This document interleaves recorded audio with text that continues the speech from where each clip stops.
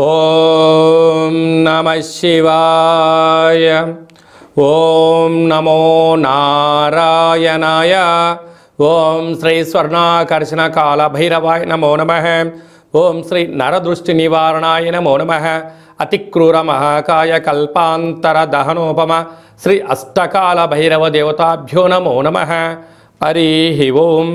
మా ఛానల్కి స్వాగతం. చూస్తున్న వీక్షకులకు ప్రేక్షకులకు ప్రియ కాళభైరవ భగవద్బంధులకి స్వాగతం పలుకుతూ మమ్మల్ని ఎంతగానో ఆదరిస్తూ ఉండబడినటువంటి ప్రియ సోదరీమణులకు సనాతన ధర్మ సంరక్షకులకు వీక్షకులకు మీ ఇంటి పురోహితుడిగా, మీ ఇంటి ఆస్ట్రాలజర్గా, మీ ఇంటి వాస్తు నిపుణుడిగా మీకు స్వాగతం పలుకుతూ ఈ శోభకృత నామ సంవత్సరానికి వీడికోలు పలుకుతూ ఈ సంవత్సరంలో ఉండబడినటువంటి అష్ట కష్టాలు ఈ సంవత్సరానికి స్వస్తి పలుకుతూ ఈ సంవత్సరంలో జరిగినటువంటి అద్భుతాన్ని, ఆనందాన్ని, ఐశ్వర్యాన్ని మూటగట్టుకొని రాబోయే కాలానికి స్వాగతం పలుకుతూ అందరిపైనను ఆ కాళభైరవ స్వామికి ఆశీస్సులు ఉండాలని కోరుకుందాం. మనకు 1వ తారీఖు 4వ నెల 2024 నుండి 8/4/2024 వరకు అనగా సంవత్సరానికి వీడుకోలు పలుకుతూ ఆదివారం రోజు మాస శివరాత్రి, సోమవారం పూట సోమవతి అమావాస్య సందర్భంగా మనం అందరం ఎలాంటి విధి విధానాలు పాటించడం వలన ఈ కష్టాలకు స్వస్తి పలుకుతూ రాబోయే కాలానికి శోభకృతనామ సంవత్సరానికి స్వాగతం పలుకుతూ ఎలాంటి ఐశ్వర్యాన్ని, ఎలాంటి ఆనందాన్ని పొందాలో ఈ వీడియోలో సవివరంగా సంపూర్ణంగా తెలుసుకుందాం. ద్వాదశ రాశుల్లో గ్రహ గమనాన్ని కూడా ఒకసారి వీక్షింపచేద్దాం. మేషరాశిలో బుధుడు మరియు గురు సంచార స్థితి, కన్యరాశిలో కేతు సంచార స్థితి, కుంభరాశిలో కుజుడు శుక్రుడు శని సంచార స్థితి, మీనరాశిలో రవి రాహుల సంచార స్థితితో గ్రహ గమనాలు ఈ విధంగా ఉన్నాయి. కన్యరాశి వారికి అష్టమ స్థానంలో గురు సంచార స్థితి ఉండడం వలన పిల్లలు చదువులు, ఉద్యోగాలు, సంతానము, విదేశానము, రాజయోగము, రాజసన్మానానికి సంబంధించినటువంటి ఇబ్బందులు ఉన్నట్లయితే పసుపు రంగు గాజులను, పసుపు రంగు పుష్పాలను, పసుపు రంగు చీరను ఏర్పాటు చేసుకొని గృహంలో కులదేవతలకు, గ్రామదేవత దగ్గర పూజ చేసి ఈ చాకరి వారితో దిష్టి తీయించుకొని వారికి ఈ వస్త్రాలను దానం చేయడం వలన వివాహం కాని వారికి వివాహము, సంతానం లేని వారికి సంతానము, విదేశీయానంలో ఆటంకాలు తొలగిపోయి అనుకున్న విజయం మీ సొంతమవుతుందని చెప్పి గమనించాలి. ఈ తెలుగు సంవత్సరాది చివరి మాస శివరాత్రి సోమవారం అమావాస్య, సోమవతి అమావాస్య సందర్భంగా మనము ఈ సంవత్సరంలో ఉన్న కష్టాలను ఎలా స్వస్తి పలుకుతూ ఎలా స్వాగతం పలకాలి అన్నట్లయితే వీలైనంత వరకు గృహాన్నంతా శుద్ధి పెట్టుకొని వీలైతే పెయింట్స్ కానీ రంగులు కానీ వేయించేసుకొని నూతన వస్త్రాలను మనం ఏర్పాటు చేసుకోగలగాలి. అదే కాకుండా ఆదివారం రోజు మాస శివరాత్రి మహాదేవుడికి యథాశక్తిగా పంచామృతములతో, గరికెతో, నవధాన్యాలతో యథాశక్తిగా అభిషేకం చేసుకోవడం. ఎందుకనగా మహాశివరాత్రి అంటే వచ్చేటువంటి మొట్టమొదటి మాస శివరాత్రి అవ్వడం, తెలుగు సంవత్సరాదిలో శోభకృతి నామ సంవత్సరంలో చివరి మాస శివరాత్రి అవ్వడం, అలాగనే చివరి అమావాస్య అవ్వడం. అంటే మనము ఈ చివరి అమావాస్య అవగానే మనం ఏం చేస్తూ ఉంటామయ్యా అంటే మనకు పొలాల అమావాస్య అని, కొత్త అమావాస్య అని, అంటే ఒక్కొక్క ప్రాంతంలో ఒక్కొక్క రకమైన పేరు పిలవడం జరుగుతూ ఉంటుంది. కనుక ఎవరి ఆశీస్సులు మనకు ఉండలేకపోయినా పితృదేవతల యొక్క ఆశీస్సులు మనకు శ్రీరామ రక్ష, గ్రామ దేవతల యొక్క రక్ష మనకు శ్రీరామ రక్షగా భావించగలగాలి. ఎందుకనగా ఒక ఇంటికో పెద్ద ఎలా ఉంటాడో ప్రతి గ్రామానికి గ్రామదేవత పెద్దమ్మ తల్లి ఉంటుంది. రాయలసీమ ప్రాంతంలోనేమో పోలేరమ్మని, ఎల్లమ్మని, పోచమ్మ అని చెప్పుకుంటూ ఉంటాం. అదే మనం ఆంధ్ర వైపు వచ్చామనుకోండి నూకాలమ్మని, పెద్ద పెద్ద కార్యక్రమాలు అమ్మవారికి జరుగుతూ ఉంటాయి.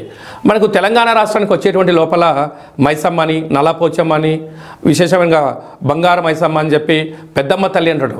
అంటే ప్రాంతం ఏదైనా భావము ఒక్కటే, అమ్మవారు సహస్రాది రూపాలలో ఉంటారు. కనుక అమావాస్య రోజున తెలుగు సంవత్సరానికి అమావాస్యకు వీడుకోలు పలుకుతూ ఈ సంవత్సరంలో జరిగినటువంటి ఆటంకాలంతనూ కూడా తొలగింపజేసే శక్తి ఈ యొక్క కొత్త అమావాస్య అంటారు. అంటే కొత్త సంవత్సరానికి మనం స్వాగతం పలకబోతూ పాత సంవత్సరానికి వీడుకోలు పలుకుతూ ఈ కొత్త అమావాస్య రోజు మనం ఏం చేయాలి అన్నట్లయితే గతించినటువంటి పెద్దవారి యొక్క స్మరణ, వారి పేరు పైన మనము పశువులకు కానీ బ్రాహ్మణులకు కానీ స్వయం పాకం దానం ఏర్పాటు చేయడం. రెండవది కులదేవతలు. ఇష్టదేవతలు, గ్రామ దేవతల యొక్క పూజ. అందుకే ఇలాంటి కాల సమయంలో మనం ఏం చేయగలగాలి అన్నట్లయితే ఇంటినంతా శుద్ధి పెట్టుకొని ఇంటి గుమ్మాలకు కానీ సింహద్వారాలకు కానీ శ్రీరామ అనేటువంటి అక్షరాలను రాసుకోవడం, స్వస్తికి రాయడం, అలాగనే ఇంట్లో పూజామందిరంలో దేవతల్ని శుద్ధి పెట్టుకొని అఖండమైన దీపాన్ని ఆ ఒక్క పూట పెట్టుకొని, మనకు పులగము అంటారు రాయలసీమ ప్రాంతంలో, అలాగే మనకు తెలంగాణకు వచ్చినప్పుడు కిచిడి అంటారు, ఆంధ్ర ప్రాంతానికి వచ్చినప్పుడు పులిహోర అంటాం. అంటే ఒక్కొక్క ప్రాంతంలో ఒక్కొక్క రకం అంటే ఉడికేటువంటి అన్నంలో అంటే బియ్యంలో పెసరపప్పు కొద్దిపాటి పసుపును వేసి అన్నాన్ని ఉడికింపచేసి తెల్ల నువ్వుల పచ్చడిని ఏర్పాటు చేసుకొని, అలాగనే గారెలు, బూరెలు, ఉండ్రాళ్ళు, భక్ష్యాలు లాంటివి చేసుకొని కులదేవతలకు నైవేద్యంగా పెట్టి గతించిన పెద్దవారికి నైవేద్యంగా ఏర్పాటు చేసుకొని, అవన్నీ ఏర్పాటు చేసుకొని ఒక కొత్త చీరే, 2 జాకెట్ పీసులు, గాజులు, పూలు, పళ్ళను ఏర్పాటు చేసుకొని మన ఇంట్లో అంటే మన ప్రతి గ్రామంలో చాకలి వాళ్ళు ఉంటారు, వారిని పిలిచి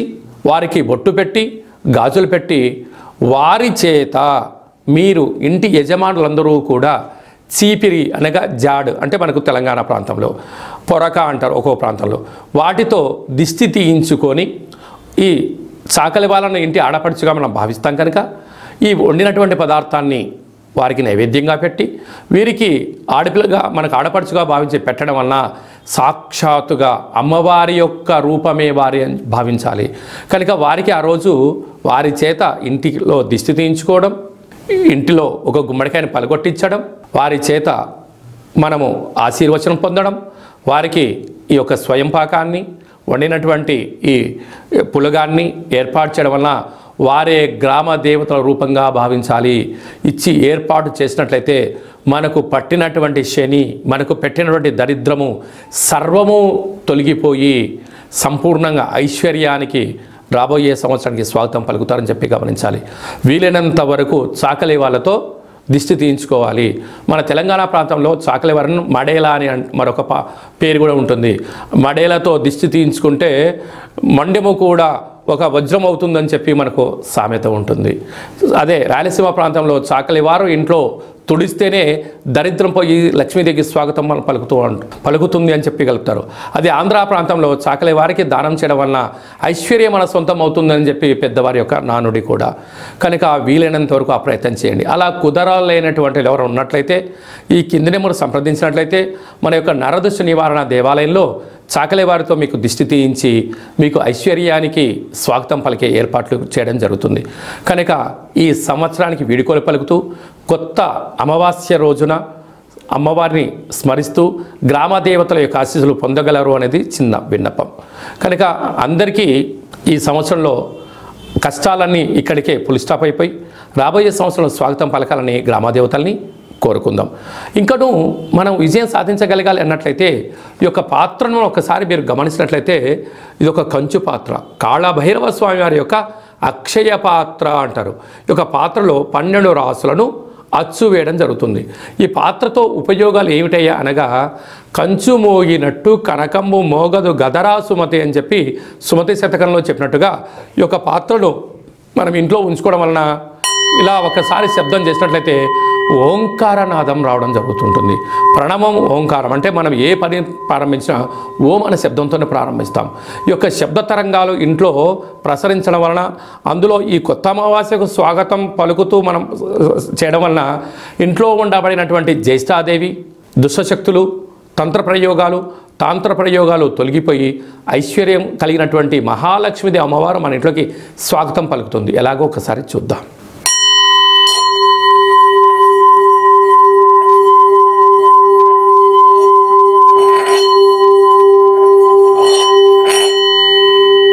ఈ యొక్క ఓంకారనాదాన్ని స్మరణ చేయడం వలన ఇంట్లో కాళభైరవ స్వామికి ఆశీలు కలిగి అమ్మవారి యొక్క ఆశీలు కలిగి అద్భుతం కలుగుతుంది.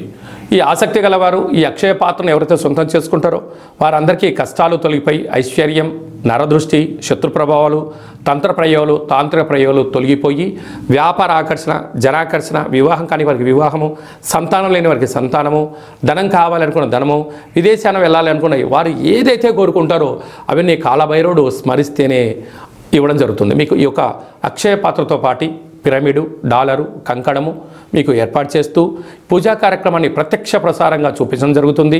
మీ పేరు పైన 41 రోజులు కూష్మాండ దీపాన్ని కూడా పెట్టడం జరుగుతుందని చెప్పి గమనించాలి. మీ వ్యక్తిగత జాతకం తెలుసుకోవాలనుకుంటున్నారా?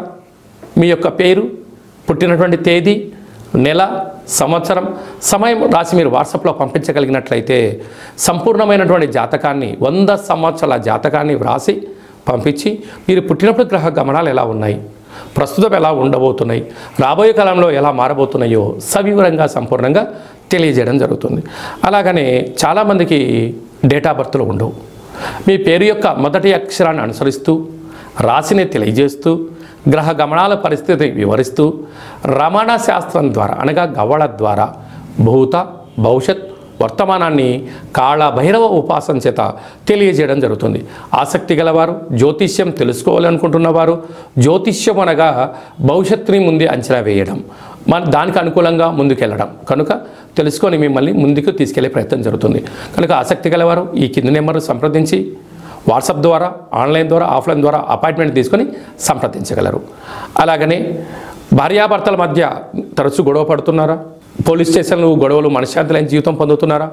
మీకు కాళభైరవ స్వామి యొక్క ఆశీల చేత, పేరులో స్వల్పమైన మార్పు చేత, చిన్న చిన్న ఆచరణల ద్వారా మీకు ఉండబడినటువంటి ఆటంకాలు తొలగిపోయి ఐశ్వర్యం కలగాలని సలహాలు సూచనలు జరుగుతుంది. మీ అబ్బాయి కానీ అమ్మాయి కానీ ఎంత ప్రయత్నం చేసినా వివాహం కుదరట్లేదా? వచ్చినటువంటి సంబంధంలో అమ్మాయి జాతకంలో ఏమన్నా గండాలు, దోషాలు ఏమైనా ఉన్నాయా?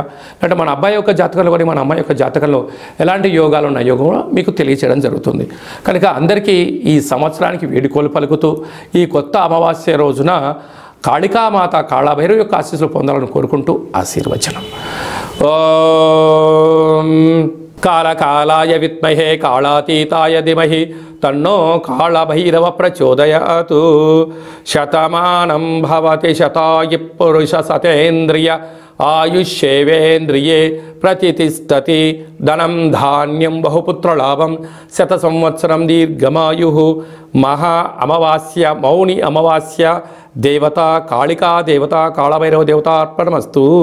ఈ వీడియో మీకు నచ్చినట్టయితే లైక్ చేయండి, షేర్ చేయండి, మా ఛానల్ని సబ్స్క్రైబ్ చేసుకోండి. మేము చేస్తున్న వీడియోలో మీకు ముందస్తుగా నోటిఫికేషన్ రావాలి అన్నట్టయితే గడ్డ సింబల్ ప్రెస్ చేయండి, అలానే బటన్ కూడా తెలియచేయండి. ఈ యొక్క కొత్త అమావాస్య యొక్క అమ్మవారి యొక్క ఆశీస్సులు మీరు అదనంగా ఉచితంగా పొందాలి అన్నట్లయితే మీరు ఎవరి క్షేమానైతే కోరుకుంటున్నారో లేక మీ క్షేమాన్ని ఎవరితో కోరుకుంటున్నారో వారికి ఈ వీడియోను ఫార్వర్డ్ చేసి ధర్మాన్ని కాపాడుతూ అమ్మవారి యొక్క ఆశీస్సులు పొందగలరు.